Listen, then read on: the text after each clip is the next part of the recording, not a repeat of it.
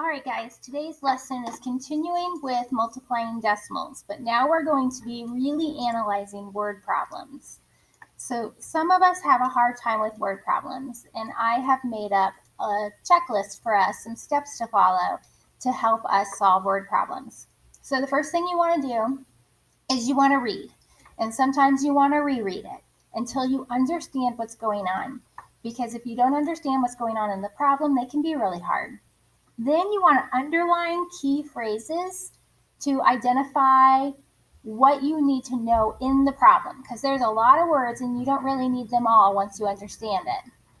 Then you'll choose a strategy to solve the problem and check your work to make sure it's reasonable, and then put your answer in a phrase. And some of us have a hard time with that, so I'm giving you the tip to use keywords from the question. All right, so let's look at this problem together. Your neighbor offered to pay you $6.50 every time you weed their garden. You were able to weed it 4.5 times this summer because it started to rain, so you only got 4.5, 4 5/10 times this summer. So how much money does your neighbor owe you?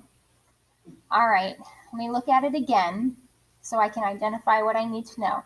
So my neighbor's giving me money to weed the garden, and I only do it 4 5/10 times. How much money do they owe me? Well, I know right here, this is important, the $6.50 every time you weed. And then I need to know how many times I did it. So then, how much money does my neighbor owe me? So in this case, I know I get $6.50 when I weed one time. Let me get rid of that. And how many times do I do that? I know I'm weeding it 4 5/10 weedings, we'll say. Why does it keep doing that? All right.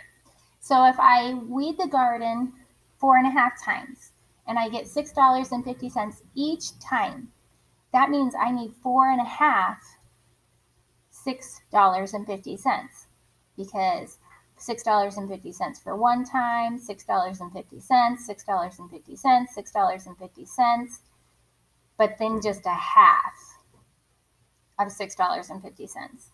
Since I'm weeding the garden multiple times, I'm going to multiply. Now remember, I've got a multiplication here, and I have decimals, but I can ignore the decimal and then put it back in. So I'm going to use 650 times 45. And this would be a 0, 5, carry my 2. That would be 32. Don't forget your 0. Now 4 times 0 is 0. 4 times 5 is 20. That's a lot of zeros. Carry my 2 again. 24, 26. And now I add it up. And I get 0, 5, 2, 9, 2. So does that mean my neighbor owes me $29,000? Wouldn't that be amazing? That does not seem reasonable. So what did we do? Oh, we forgot the decimal. All right, so here we go. Let's put our number here, 29250. And we go back to the problem. How many digits are after the decimal? 1, 2, 3. So that means my decimal will go right here. That seems more reasonable, right? How much money is that? Well, we're talking about money. We only use 2 digits after the decimal for change. And since this is a 0, we can just get rid of it. So my neighbor owes, we're putting it in a sentence, aren't we? So how do we know what we use here? Well, I ran out of room. Let me extend it. $29.25. So where did I get these words? My neighbor owes me. Well, if you go to the question, how much money does your neighbor owe? I chose my neighbor owes me. So I chose words right out of the question. That's how I figure out what I should put for my label for my sentence. All right, let's look at another one and try the steps again. Mrs. Leith saw strawberries on sale for $1.75 per pound. I love strawberries. My kids love strawberries, so I need a lot, but I only buy 2 3/10 pounds. How much money did she spend on strawberries? All right, let's reread this so we understand what's going on. Mrs. Leith sees some strawberries on sale for $1.75 a pound, and she's buying 2 3/10 pounds. How much money does she spend on strawberries? Well, I spend more than $1.75 because I have more than 1 pound, and this is per pound, which means 1 pound. And I know 1 pound equals, that's a B, 175. But I am buying 2 3/10 pounds. How much does that equal? Well, in order to figure that out, since I'm buying multiple pounds of strawberries, I need to multiply how much they cost times how much I bought. And when we are multiplying decimals, we can ignore the decimal and just use the whole numbers. So I'm going to use what's this called? The area model for this one. And so this first one without the decimal is 175. That means I need 3 sections. And so that's 175. And then this is only 23. So that's 2 digits, 23. All right, here we go. 100 times 20. Well, I can just do 1 times 2. And then I have 1, 2, 3 zeros. All right, 7 times 2 is 14. And it has 2 zeros. And then 5 times 2 is 10. And I have to add 1 more zero. Here I've got, I know this one, 100 times 3, that's 300. This one, well, 7 times 3 is 21, but don't forget my 0, and this is 15. And now when I add these up, I'm going to make sure I line up my digits so I don't make a mistake with my addition. And then I need 300, 210, and 15. So this would be a 5. Oh, I ran out of room. This would be a 5, 2, that's 5, 8, 9, 10, carry my 1, 2, 3, 4. Let me check my work. 5, 2, 4, 5, 8, 9, 10, carry my 1, 2, 3, 4. Okay, there we go. So did I spend $4,025? No, that doesn't make sense, right? So I need to put my decimal in there. 4025. Go back to the problem. How many digits are after the decimals? 1, 2, 3. That means my decimal will go right here. Now, I don't know about you, but I've never seen money like this. That's because we only use the first 2 digits for money. So if this was how much I spent, do you think, we're going to round, do you think I spent $4.02 or $4.03? What do you think the grocery store would do? I think they would round up because the 5 makes the 2 go up. So then for my answer, I'm going to look at the words in the question. How much money did she spend on strawberries? She spent $4.03 on strawberries. All right, there we go. Let's look at this next one. This next one is different. It's asking us to find the area of a rectangle. And the word area, when we find the area of something, The way we find the area of a rectangle is to multiply the length times the width. So the length times the width. So my length is inches, and then the other number is 6 4/10. So I'm going to multiply these two. And for this one, I'm going to use the partial product strategy. I saw a lot of you using that. So same thing, I'm ignoring the 0, and I've got 121. I'm sorry, I'm ignoring the decimal. And I got 121.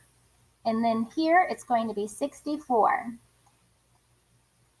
And when I multiply, this is 4. 4 times 20 is 80. 4 times 100 is 400. 60 times 1 is 60. 60 times 20, well, there's going to be 2 zeros, and 6 times 2 is 12. 60 times 100, there's going to be 1, 2, 3 zeros, and then a 6. And when I add all those up, I get a 4. I need more room. All right, when I add all those up, I get a 4. And this is a 14, 7, 7. Does this answer make sense? Well, if I have, let me see, I did 4 times 1, 4 times 20, 4 times 100. 60 times 1, 60 times 20, 60 times 100. Something's not right here.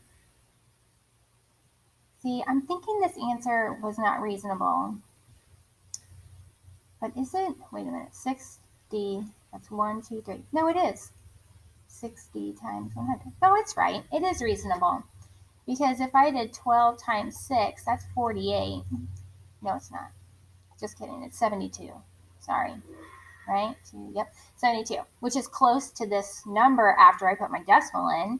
So for this one, when we're talking about the area, we go back and we put our decimal in just like before.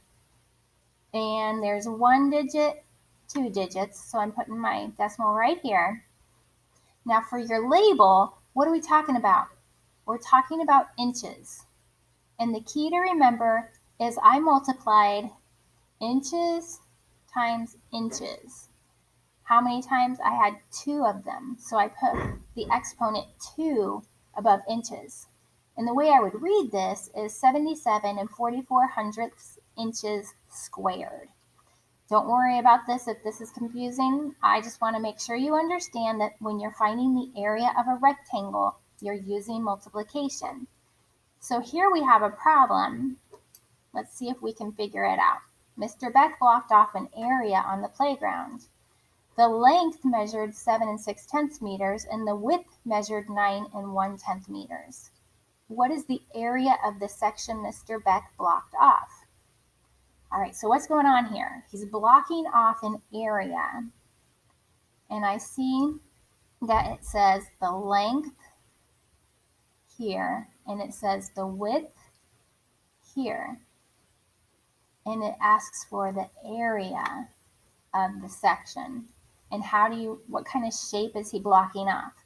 Well, let's see. If the length is 7 6/10 and the width is 9 1/10, it's going to be all the way around it because he's blocking off all this area. And so that's a rectangle. And they want to find the area, so I know this is multiplication. So I'm going to go ahead and multiply to find the area of this section he blocked off. Multiplying decimals, so I ignore the decimal. 91 times 76, 6, 54. Don't forget my 0, 7, 63. Add it up, we get 6, 11, 9, 6. So what are we going to do with this answer? We're going to put our decimal in right here. And then how am I going to label it? What are we talking about here? We're talking about inches. And when we find the area, we always square it. So I'm going to say Mr. Beck, I don't have room, blocked off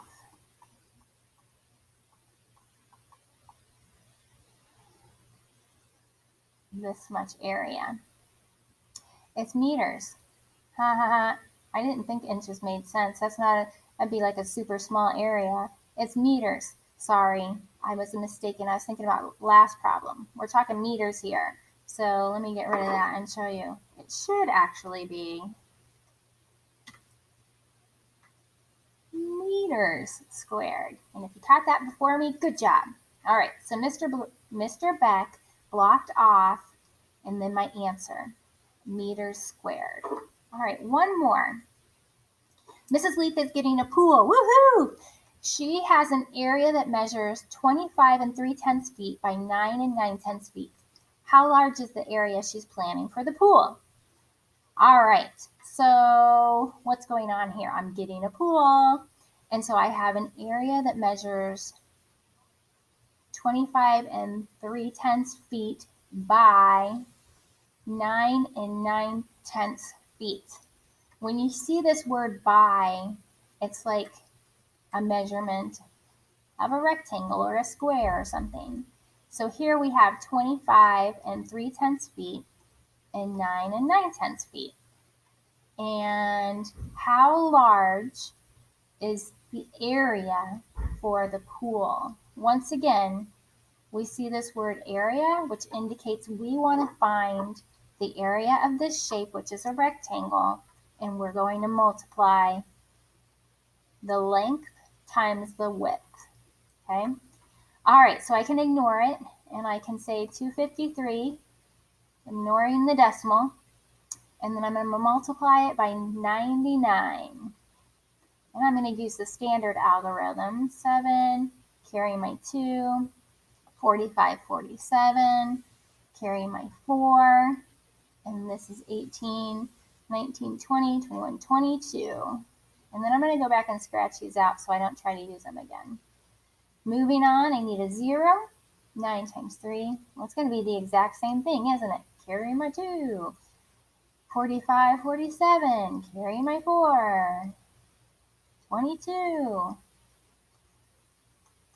And now when I add those up, I'm going to get 7, 14, 10, 5, 2.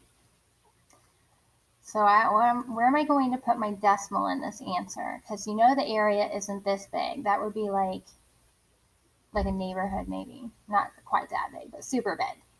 All right, so there's 1 digit and 1 digit. So here we go. And what are we talking about? What's our measurement? Is it inches? Is it feet? What is it? It's feet. So I put feet squared. And now I can go back to the question. How large is the area she's planning for the pool? She's planning 250 and 47 hundredths feet squared for the pool. All right, so now we have our answer. So I know some of us have a hard time with word problems. Keep this in mind. You really want to read it until you understand what's going on in the question. Am I building something? Am I buying something? What is going on? And then you want to underline key phrases. That helps your eyes to go only where it needs to be, because there's so many other words in there that you really don't need to focus on. Then you want to choose a strategy, and in this case, we're multiplying decimals.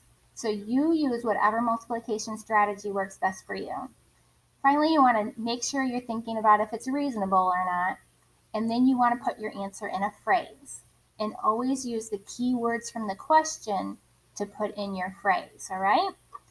All right, let me know if I can do something to help you.